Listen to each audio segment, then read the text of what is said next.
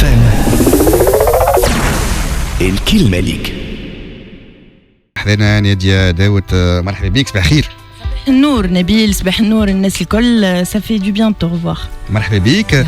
Votre invité Antoine Guélou, chef rédacteur, directeur de la rédaction à TF1. TF1. Directeur des opérations spéciales aujourd'hui. Oh là là, c'est compliqué. Mais le truc, c'est qu'en Tunisie, quand on dit opération spéciale, direct, ça fait peur. Oui. Alors on a l'impression. C'est une opération antiterroriste. Voilà, n'ayez pas peur. Non, voilà, n'ayez pas peur. J'ai été directeur de la rédaction effectivement pendant 8 ans, Voilà. de 2010 à 2018. Voilà. Et aujourd'hui, je m'occupe des opérations spéciales. Une opération spéciale, c'est quoi pour rassurer nos auditeurs finalement? C'est le 14 juillet, c'est la fête nationale. Oui. Ça parle dans tous les pays, y compris en Tunisie. C'est l'organisation d'une émission spéciale. C'est des couvertures spéciales. Voilà, c'est des événements spéciaux. Il va y avoir le 11 novembre, bien sûr, avec 80 chefs d'État attendus à Paris, qui seront accueillis par le président de la République. C'est des choses comme ça. C'est des émissions qui durent 2, 3, 4, 5 heures en direct et qu'il faut fabriquer. Pour le 14 juillet, par exemple, on pourra en reparler peut-être tout à l'heure. On a eu la chance d'avoir comme invité spécial à TF1 Thomas Pesquet, l'astronaute, qui a volé à bord d'un Rafale au-dessus des Champs-Élysées. C'était impressionnant. Très impressionnant. On a tous regardé l'émission. Merci. Et on va parler justement de la stratégie que vous utilisez pour justement organiser ce genre d'émission. On n'a pas l'habitude de ça, il faut le dire. Quand on peut pas faire quelque chose ou quand on peut avoir des conseils de quelqu'un qui est plus perfectionné ou qui a plus d'expérience, on le demande. Des émissions de 4 ou 5 heures, c'est pas facile. C'est pas facile de retenir l'auditeur. C'est pas facile de retenir les téléspectateurs. Donc on va en parler beaucoup plus. Vous avez ensuite également enseigné à l'école de journalisme de Lille. Vous êtes devenu depuis janvier 2018 professeur associé à Sciences Po. Vous faites partie du cercle des médias. Vous m'en avez parlé tout à l'heure en off. Vous aidez des journalistes qui n'ont pas forcément les moyens d'y arriver, donc on va en parler avec plus de profondeur. Mais d'abord, vous êtes journaliste depuis 10 ans. Vous retrouvez un peu plus. Un peu plus. Malheureusement. Beaucoup plus. Vous m'avez rendu jeune. Beaucoup plus. C'est sympathique. Moi, je suis arrivé à TF1 en 1991. Moi, je sortais de l'école de journalisme de Lille, qui est mon école, effectivement. J'ai pas de papa journaliste, j'ai pas de maman journaliste. C'est vrai une passion. La volonté Voilà. de réussir, d'arriver à réussir dans ce métier, à faire ce métier, parce que je crois que tout simplement, j'aime les gens, j'aime les rencontres. Là, en ce moment, je suis en vacances, mais j'ai rencontré déjà des tas de gens. Vous n'êtes pas tellement en vacances.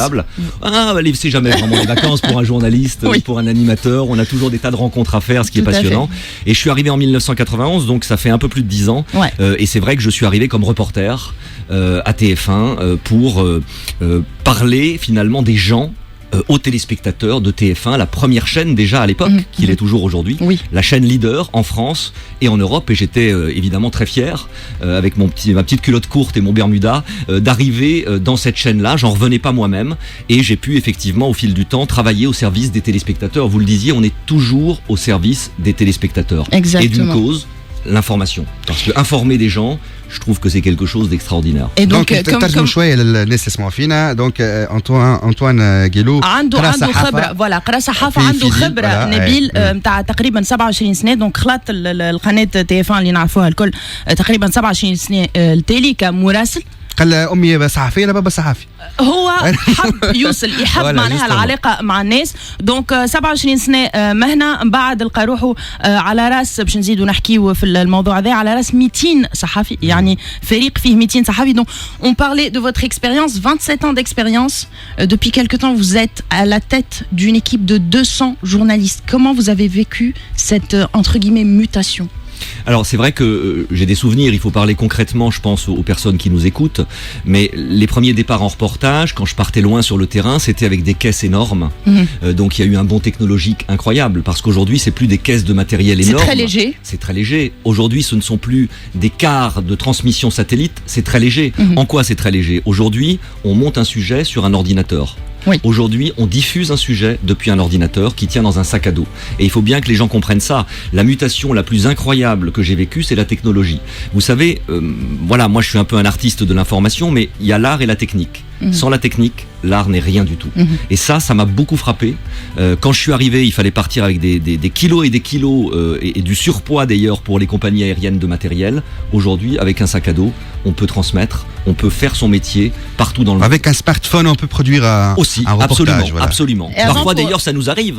Et ça nous arrive de diffuser des documents amateurs pris par les uns et par les autres sur, par exemple, là récemment, il y a eu des épisodes d'intempéries en France. Et quand on est pris de court. Quand on est pris de court, on utilise son téléphone et on peut avoir un reportage qui peut être vendu. Mais alors là, ça m'est arrivé moi d'utiliser mon téléphone parce que j'étais seul dans une situation assez incroyable. J'ai filmé, j'ai envoyé à TF1 et TF1 a diffusé. Ça peut arriver. Et beaucoup de gens, des amateurs qui filment et là, soit qui nous donnent leurs vidéos, soit qu'on achète si c'est des vidéos extraordinaires. Mais enfin, on n'achète pas très cher, faut pas de fantasme. Mais voilà, il y a cette utilisation aussi de l'image qui est très différente. Avant, il y avait les professionnels et puis les amateurs qui restaient dans leur coin. Aujourd'hui, tout le monde quasiment peut faire des documents vidéo. C'est ça qui est intéressant. Mais qui n'a pas vibré sur le 13h et le 20h ? Qui n'a pas attendu ces rendez-vous incontournables tous les soirs, tous les après-midi pour voir justement, on va parler de l'évolution du JT. Avant, c'était justement une transmission d'informations. Maintenant, c'est un reportage complet. Donc, on peut voir les régions de France. On peut voir les artisans. On peut voir les mamans à la maison. On peut avoir des informations, bien sûr, ce qui est le premier métier. Donc, comment ça a évolué comme ça ? On se rappelle tous de PPDA, son départ, qui était très émouvant. Le monde entier a vibré sur les dernières paroles de PPDA. Le monde entier a même pleuré. Des animateurs ont pleuré, des journalistes ont pleuré. Donc, qui ne se rappelle pas de ce bon vieux bonsoir ? On arrive en fait à fidéliser avec des présentateurs qui sont fidèles, à fidéliser les personnes qui nous font la gentillesse de nous regarder et qui nous font confiance pour l'information. Le mot confiance est important. Oui. Je crois que les gens ont confiance en TF1. Vous savez, aujourd'hui, il y a 1000 manières de s'informer. Bien sûr, on peut aller sur les réseaux sociaux. Bien sûr, on peut aller sur Internet. Mais la légitimité de l'information qu'il a, les grandes chaînes de télévision, et notamment TF1, pas seulement. Moi, je rends toujours hommage aux chaînes concurrentes que je regarde avec toujours beaucoup d'intérêt et de respect. Mais je crois que, voilà, les gens viennent nous voir pour se dire, aujourd'hui, j'ai entendu 10 informations dans la journée. Qu'est-ce que TF1 va choisir ? Exact. Et ils vont réaffirmer leur choix en disant, ah oui, c'est celle-là la plus importante. C'est un capital confiance que vous avez acquis. Exactement. Il y a une hiérarchie de l'information aussi qui permet aux gens de se faire une opinion plus précise encore par rapport à toute la masse d'informations qu'ils ont eues gratuitement. Et dans cette masse d'informations, il y a parfois, comme vous le savez, des fausses informations. Donc je crois que TF1, c'est une assurance et une réassurance d'avoir une information fiable, de qualité, avec, vous avez parlé de reportage, des histoires. Des histoires. Un journaliste, c'est quelqu'un qui va raconter des histoires. Un journaliste, c'est un miroir. En fait. Aussi, mais pas seulement. On ne doit pas seulement être le miroir de la société française. Parfois, on doit aller au-delà du miroir. On doit franchir le cap de ce miroir-là. Mais on doit effectivement intéresser, c'est pour ça que je pense que le journal de TF1 fait la course en tête, le plus de gens possible. Fédérer. Moi, j'aime bien ce mot. Le mot fédérer. Fédérer des jeunes, des moins jeunes. Moi, je dis souvent une chose. On doit intéresser Lady Gaga à mes parents. Mes parents doivent s'intéresser à Lady Gaga et on doit faire en sorte de traiter Lady Gaga pour mes parents qui ont 95 ans aujourd'hui. Et on doit aussi intéresser des jeunes à l'opéra.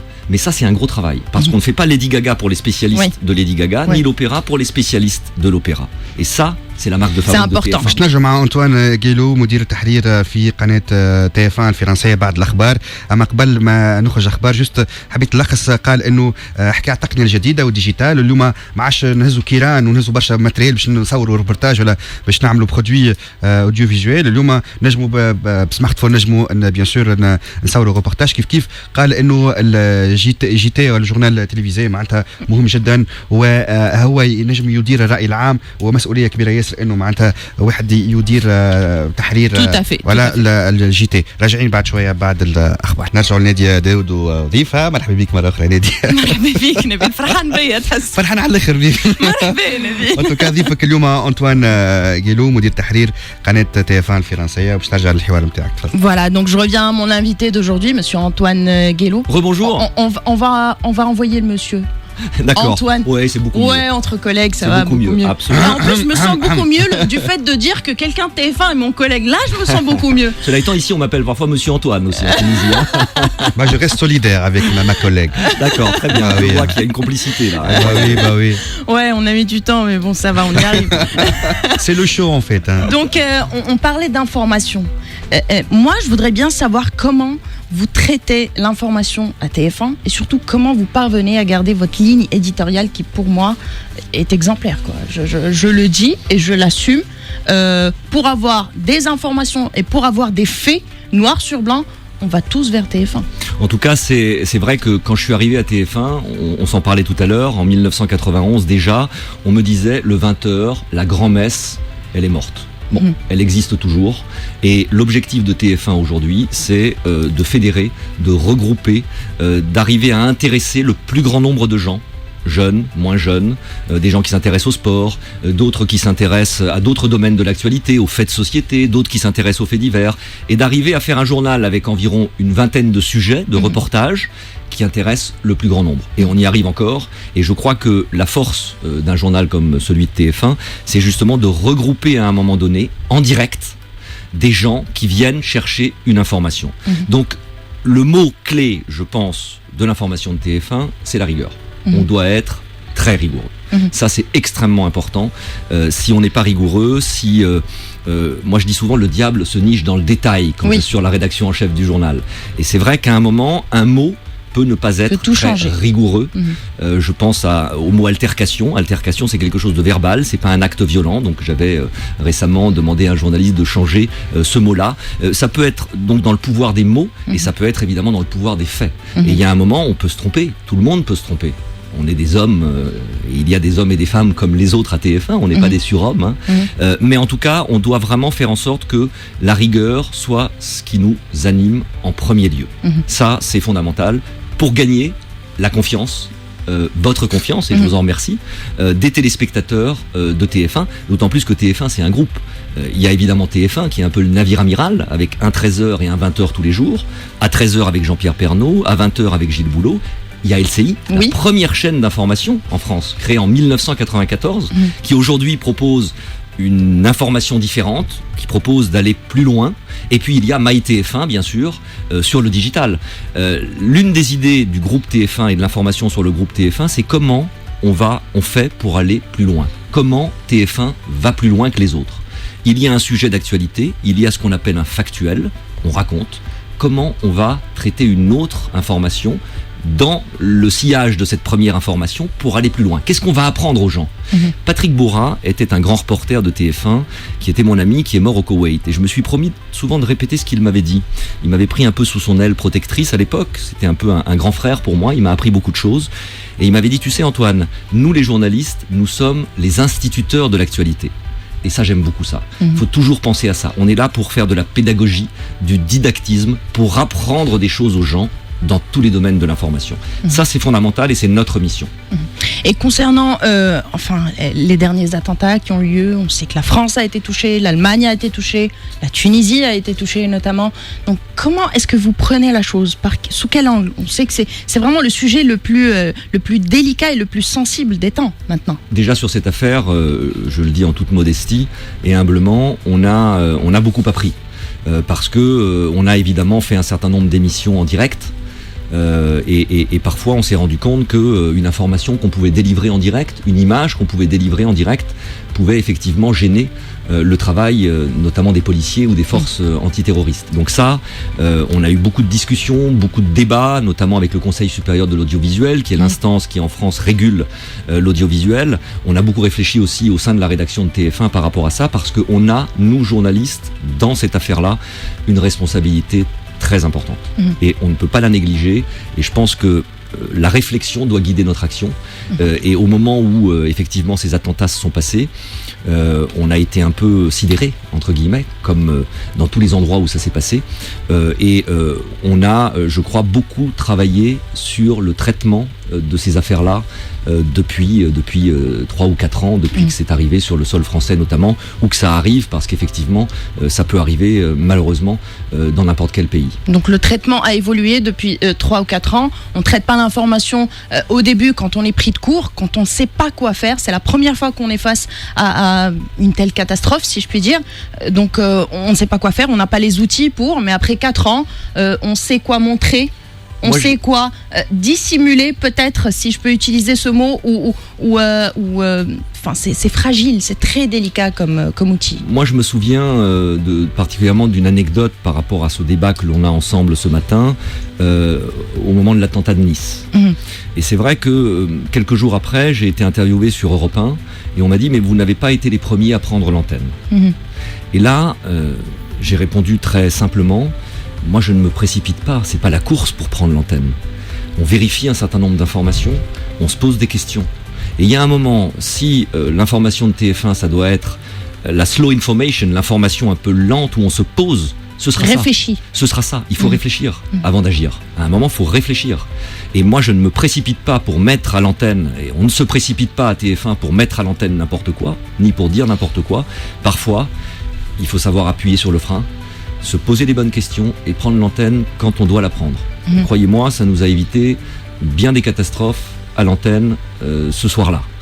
Et j'en parle avec beaucoup d'émotion parce que j'étais à ce moment-là aux manettes, comme on dit, et c'est vrai que je n'ai aucun regret par rapport à ça. On peut pas être dans une chasse effrénée à l'exclusivité, au scoop, et puis qu'est-ce qu'un scoop dans une vie, j'en ai jamais fait, ça rend modeste, et puis il y en a parfois un par siècle, des scoops, où il y en a très peu, mais c'est vrai que ça c'est important de se dire que on réfléchit, on ralentit. On est dans une société qui va très très vite, trop vite parfois. Oui. On réfléchit. On n'est pas une chaîne d'information continue à TF1. On est un grand média. Nous avons 2 journaux télévisés très regardés. On est toujours leader après toutes ces années. Quand on fait une émission spéciale à l'occasion d'un événement dramatique, on doit se poser. Et puis comme dit Charlie Chaplin dans son... le speech fameux, le dictateur, il dit que la rapidité nous a fait oublier notre humanité. Absolument. Donc c'est comme ça qu'on a oublié Absolument. le fait d'être humain. Oui. Et en parlant d'émotion, vous m'aviez parlé tout à l'heure avec beaucoup d'émotion. Vous étiez présent à Sousse pendant l'attentat avec votre famille. Donc est-ce qu'on peut revivre brièvement cet état-là, enfin que je ne peux pas expliquer? Oui, alors c'est vrai que c'est des souvenirs pour moi très forts parce que j'étais avec 3 de mes enfants de 5, 7 et 9 ans et moi je suis un ami de la Tunisie. Je pense que votre pays, on y reviendra peut-être tout à l'heure, c'est un pays au-delà de la géographie stratégique, au-delà de ses 11 millions d'habitants, qui a une importance fondamentale dans le monde, parce que c'est un exemple démocratique dans le monde arabo-musulman, dans le monde arabe, certains n'aiment pas le mot arabo-musulman, et dans le monde tout court. Donc c'est un peu une lanterne qui nous éclaire, et ça il faut le préserver. Donc le jour où c'est arrivé, je me suis dit, Antoine, tu es un ami de la Tunisie, mais l'amitié c'est fait dans les bons moments, mais c'est assez facile. Pour le meilleur et pour le pire. Et c'est fait dans les mauvais moments. Et ce jour-là, la Tunisie, mon ami, vivait un mauvais moment. Qu'est-ce que j'ai fait? Qu'est-ce que j'ai décidé de faire? Aux grandes dames de ma femme, qui me traitait de dingue, aux grandes dames de la direction de l'information de l'époque de TF1, qui m'a dit « Mais qu'est-ce que tu fais? Tu rentres ?» Je suis resté. Tout le monde rentrait, moi je suis resté. On est un certain nombre à être resté. Mais sans volonté d'héroïsme, parce que j'avais envie de montrer que je ne pouvais pas baisser mon pantalon face à cet acte barbare, face à cet acte atroce. Et on est allé avec mes enfants manifester dans les rues le soir avec le peuple tunisien, avec les Tunisiens qui nous prenaient dans leurs bras. J'ai beaucoup d'amis à Sousse et c'est l'une des raisons pour lesquelles aussi que je suis resté certainement, parce que bon, je les connais bien, je sais ce qu'ils ont ressenti ce jour-là. Ils étaient évidemment meurtris, blessés dans leur chair, que quelqu'un puisse comme ça tuer 37 personnes sur une plage en plein été. Et j'ai décidé de faire un acte presque politique, mais dans le bon sens du terme, et de rester. Alors j'avais dit à mes enfants, attention, si jamais papa dit le mot SOS, vous revenez tout de suite vers moi, vous ne vous occupez pas de votre sac à dos, de votre serviette, de vos lunettes de soleil, et puis on verra ce qu'on fait. J'avais expliqué à mes enfants, avec mes mots, avec des mots à la portée d'enfant, ce qui s'était passé, sans leur montrer évidemment les images, et on est resté, et on a passé d'ailleurs une semaine assez extraordinaire entre le fait de parler avec les Tunisiens, on rencontrait beaucoup de monde, on parlait beaucoup, et puis le fait aussi d'organiser des vacances pour des enfants, parce que la vie continue, et il faut montrer à ces gens-là, et c'est mon combat contre l'islamisme, que la vie continue et que la démocratie est plus forte. Ce sont de très belles paroles. Ce sont de très belles paroles. Donc لهنا كنا نحكيو على كيفاش الانفورماسيون نبيل كيفاش الاخبار معناتها يتعداو لهنا يقول لك انه انا مانيش مزروب وقت اللي يصيروا حاجات خايبه باش اول حاجه نعملها نطلع في اللونتين ونقول للعباد لا ناخذ وقتي نتمهل ساعه ندرس الاخبار نعرف شنو نخرج للعباد على خاطر العباد عندهم ثقه فينا عندهم ثقه في القناه نتاعنا كيما نتصور الاعلام الكل يلزم يعمل ماهيش كورس راهي للبوز ماهيش كورس للسكوب الواحد كيما قال لهنا ينجم يكون عنده سكوب مره في 100 سنه ماهيش مشكله اما المهم تخلي الثقه نتاع العباد فيك وتوصل لهم الاخبار والمعلومه كيما يلزمها توصل هنا كنا نحكيوه كان حاضر في الاتنتا اللي صار في سوسه قال انا ما حبيتش نمشي كنت حاضر مع مرتي وصغاري ما حبيتش نمشي وقعدت على خاطر تونس هي بلاد صديقه الحقيقة تونس هي مثال للديمقراطية، لقاتني في الوقت الباهي، أما الصديق الباهي ما تلقاش كان في الوقت الباهي، تلقاه زاده في الوقت الخايب. هذاك علاش أنا فضلت نقعد وخرجت وتظاهرت مع العباد وفرحوا بيا العباد وفرحت بالعباد، وما نحبش وقال مانيش بطل أنا فوالا، وما نحبش إنه الحرب هذية يربحوها الإسلاميين ويربحوها الإرهابيين، لا نحب يربحوها العباد اللي بالمجد عندهم إنسانية فيهم، وذاك علاش هو قاعد في تونس. Donc on va parler d'une date très importante pour TF1, le 27 août. Tout le décor du JT va changer. Vous parliez tout à l'heure d'aller vers l'avant, donc c'est vraiment votre objectif par cette action-là. Oui, je crois que quand on est en tête, quand on est leader, et on a la chance d'être leader depuis des dizaines d'années, il faut toujours se remettre en question, en permanence. Donc il n'y a pas de révolution du journal, il n'y en a jamais eu vraiment de révolution, mais il y a une succession d'évolutions. Aujourd'hui, le journal, il n'est plus le même qu'il y a 2 ans, qu'il n'est plus le même qu'il y a 5 ans, ou qu'il y a 10 ans, etc. Donc il faut en permanence se remettre en question. Et je pense que dans une information, il y a évidemment le fond, et puis il y a la forme. Et les deux sont importants. Mais la forme au service du fond, pas la forme au service du gadget.